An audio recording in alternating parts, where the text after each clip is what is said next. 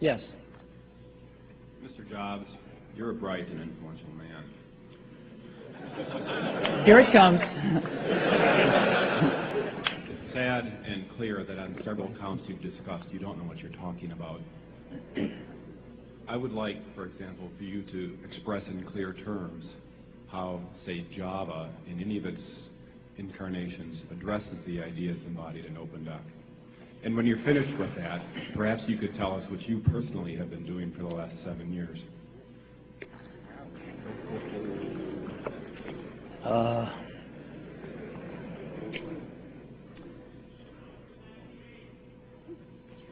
You know, you can please some of the people some of the time, but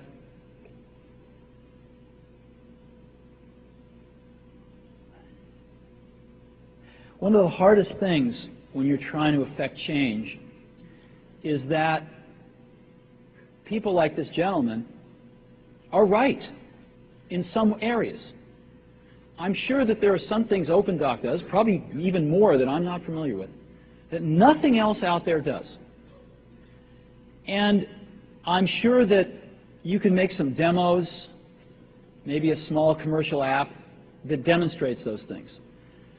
The hardest thing is, how does that fit in to a cohesive, larger vision that's going to allow you to sell $8 billion, $10 billion of product a year? And one of the things I've always found is that you've got to start with the customer experience and work backwards to the technology. You can't start with the technology and try to figure out where you're going to try to sell it. And I've made this mistake probably more than anybody else in this room. And I've got the scar tissue to prove it. And I know that it's the case. And as we have tried to come up with a strategy and a vision for Apple,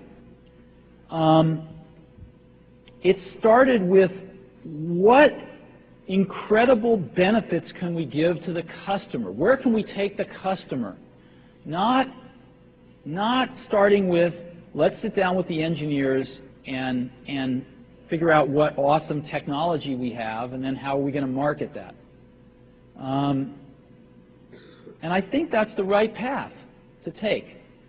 I remember with the LaserWriter, we built the world's first small laser printers, you know. And there was awesome technology in that box. We had the first Canon laser printing, cheap laser printing engine in the world, in the United States here at Apple.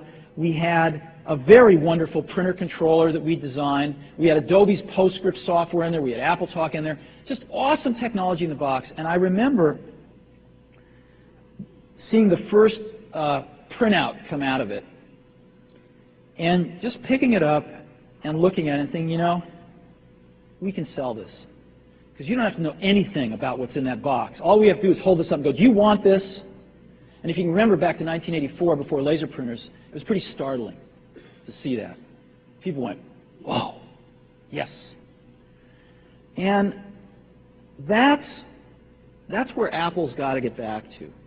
And, you know, I'm sorry that OpenDoc's a casualty along the way, and I readily admit there are many things in life that I don't have the faintest idea what I'm talking about. So I apologize for that too. But there's a whole lot of people working super, super hard right now at Apple. You know, Avi, John, Garino, Fred, I mean, the whole team is working, burning the midnight oil, trying to, and people, you know, hundreds of people below them, to execute on some of these things, and they're doing their best. And I think that what we need to do, and some mistakes will be made, by the way. Some mistakes will be made along the way. That's good, because at least some decisions are being made along the way. And we'll find the mistakes, we'll fix them. And I think what we need to do is support that team going through this very important stage as they work their butts off. They're all getting calls, being offered 3 times as much money to go do this, do that, the valley's hot, and none of them are leaving. And I think we need to support them and see them through this and write some damn good applications to support Apple out in the market. That's my own point of view. Mistakes we made. Some people will be pissed off. Some people will not know what they're talking about.